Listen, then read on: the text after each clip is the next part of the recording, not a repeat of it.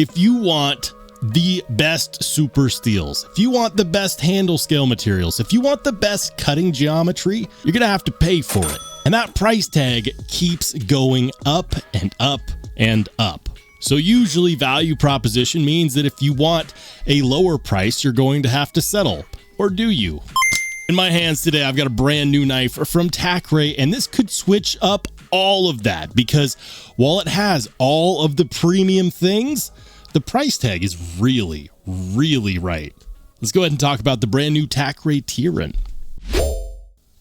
Hey, how's it going, everybody? If you're new here, welcome in. And if you've been here before, smash the like button on the way in. I'm Rollshambo, the connoisseur and collector of all things sharp and shiny. And today I'm excited because we may have dethroned the current premium value king. It is unquestionable. I'm not entirely sure I've seen a knife with these materials and this finish in this price range at all. It's absolutely freaking bananas. So I'm really excited to get into it, guys. This is the brand new Tacray Tyran, and just a shout out to Tacray. They reached out to me. I haven't reviewed any Tacray products before in the past. They reached out and they said, hey, we'd like to get your thoughts on this. And here it is. And in case you're wondering, it is on sale. We're going to get to the price here in a minute, but it's on sale and the sale price is really freaking good. That sale is going to last through the end of August. It is August 4th as of the time of recording this. So please, if you decide that you want to get one of these, my link will be in the description down below. It will not be an affiliate link. It's just going to be a link. First and foremost, you're going to be looking at a blade, which is about 7.8 inches overall. So the overall length is just shy of that full length 8-inch mark. It's very, very close. The blade is going to be coming in about 3.5 inches, depending upon where you're measuring it from tip till about right here. It's going to come in around 3.5 inches. It only weighs 3.1 ounces. On the blade, you're looking at ZDP 189. I'll say that again. ZDP 189. And for those who don't know what ZDP 189 is, ZDP 189 is a super steel which is highly touted for its wear resistance. They heat treat this between 64 and 66 Rockwell. It's a very high Rockwell heat treats type of steel, and it's made by Hitachi out of Japan. We don't see a whole lot of ZDP 189 out there. There's a few companies here or there that do it, but you don't see it all that frequently. In the sea of M390 and S35VN and MagnaCut and all of the common steels that we're used to seeing, we don't see a whole lot of ZDP 189. It used to be you could only really get this steel on knives that cost like $800 and that's no joke. And it made it kind of this unobtainium level of steel. To take it to another level, I know my fingerprints are all over this. I tried, guys. This is in fact DLC coated. That is bananas. DLC coating. We've got titanium handle scales, open back design, very, very slender here. It is a button plunge lock. I haven't reviewed too many button plunge locks lately, and honestly, it's kind of nice to get back into a good old button plunge lock. That's really, really good. No button stick at all. We've got a single-sided captive pivot, and these titanium handle scales have a nice amount of subtle milling on them. You've got some chamfering here on the sides. It's not quite contoured, but these are chamfered slab style scales. T6 body screw, reversible titanium top mounted pocket clip. And check this out. That pocket clip is not very long at all. The branding is on the pocket clip. Some people will like that. Some people will not like that. It is what it is. I could take it or leave it. Not a big deal. T8 hardware on the pivot, and it's extremely smooth. How's the quality of life? Well, I mean, blade centering is perfect. Lockup, lockout is perfect. Absolutely no wiggle or jiggle there. Now on button plunge locks, what you want to look out for is any kind of button stick. And honestly, this has no button stick whatsoever. That action is super fidgety. Can I fail it? Yeah, sure. I mean, it's a plunge lock. That isn't to say that it has a weak detent. That's just to say that it doesn't have a traditional clicky style of detent. The action is really good, and this is very, very fidgety. For deployment, we're looking at a double-sided thumb stud, and you could, of course, just, be deplorable and use the button like this. Whatever your heart desires. Weight on this is really, really low at that 3-ounce mark, and it's very easy to index. It is not an imposing carry at all.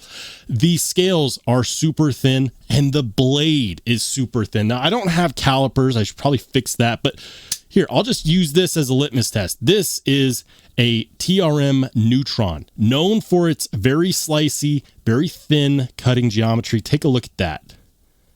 It is thinner than a freaking TRM Neutron on the blade stock. This blade shape is a whole nother story. On one end, it is definitely a Tanto style blade shape, which is to say that we have two distinct edges here, but it's kind of like they were thinking of going reverse Tanto and they said, yeah, you know what, we'll just do full Tanto. Yeah. The way that they've done this blade shape means that it actually, despite how thin and slicey this blade geometry is, it manages to hold its integrity all the way to the tip. That means that you're going to have the extra strength that you need in case you end up doing any actual piercing. So, is it slicey? Yes. Is it DLC coated? Yes. Is it ZDP 189? Yes. Does it have titanium handle scales? Oh, yeah. Yeah.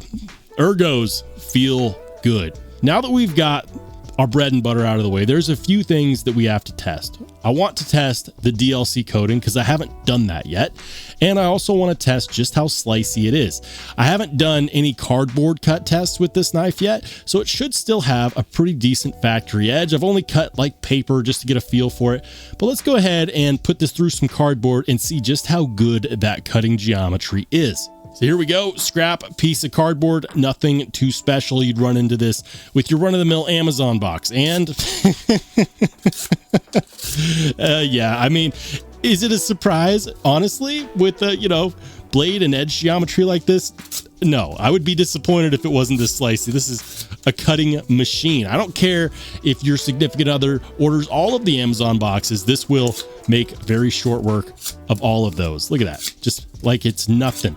Like it's nothing. Very, very, very impressive. I'm a big fan of slicey cutting geometry, knives that are thin behind the edge. And that's not to say that there isn't a world in which we don't want knives that have thicker blade stock, right? But for my EDC uses, a thinner, slicier blade geometry is, in fact, what I prefer.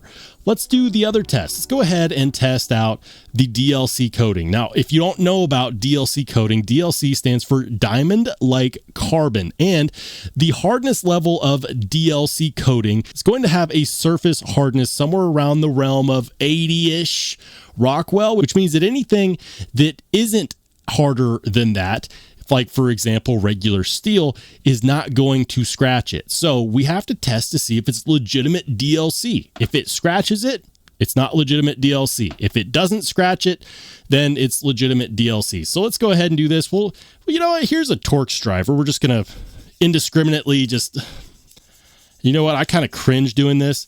And now we're looking at it and we're going, oh, look at all that, look at all that. All right, so here's the deal. If this wipes off, it's real DLC. If it doesn't wipe off, it's not real DLC. All right. Now I'm smudging it in there. Did we scratch it, or did we just take off material off of this Torx driver? You know, give it a little elbow grease. All right, guys, the moment of truth. Is she scratched to all get out? No. It's real DLC. Listen, if that wasn't real DLC, that would 100% have scratched this blade, and no amount of wiping it off would have changed that. It's real DLC. That's nice. This is blacked out to all get out. We've got slicey edge geometry. We've got DLC coating, real DLC coating, titanium handle scales, ZDP 189, and you might be asking the question, what's the freaking price? Currently, this is on sale through the end of August for a 20% discount for what they're going to sell these for normally. This is $159. You heard me correct. $159. $259. Now, for those of you thinking of GeoKnife has some amazing value proposition knives out there. Their knife, which has M390 DLC coating and titanium, is going to be coming in at $185. And it's not nearly as slicey as this guy. You heard me right. This is $159. Without a shadow of a doubt, there is not a better bang for your buck on a premium built knife under $200. There is no competition. A lot of the knives that would compete with this are going to be coming in with M390. So in order to get all of this in a package like this, so slim, so slender, deep carry clip, it's going to basically disappear in your pocket. That is absolutely crazy to me. If there is one thing that I absolutely want to know, I want to know if this is true Sandmai. I don't know if this is a real Hammond, or a decorative one. I don't know if this is laser etched or not. I don't think that it is laser etched. I think that this is real Sandmai, but I can't confirm that. Tacray doesn't say on their website, which is why I'm just going with maybe. Even if it's not a real Sandmai construction, I don't really care. As long as it's all ZDP 189, baby, I'm good with that. This is great. I will say this will collect fingerprints like nobody's business, but if you have DLC knives, you already knew that that was going to be a given. You just get it all smudged up. You're going to put this in your pocket every freaking day, and it's going to go through a lot of materials with ease. The benefit of this knife is that with a thinner cutting geometry, it's going to be easier to sharpen. It's going to pass through materials without hitching, without catching up. It's going to have a really good amount of tip integrity. This is going to take on all of your cutting tasks. This could be the knife of the summer, and I'm not kidding. This is a fantastic value proposition, and I, for one, am excited to see what companies are going to step up to challenge this. I'm curious. What are your thoughts on the brand new Tacray Tyran? Do you like it? Do you dislike it? Is this blade shape a little too crazy for you, or is this right up your wheelhouse? Let's have that conversation in the comment section down below, guys. And of course, if you just want to watch some more awesome knife and EDC content, go ahead and click on one of the videos that pops up next.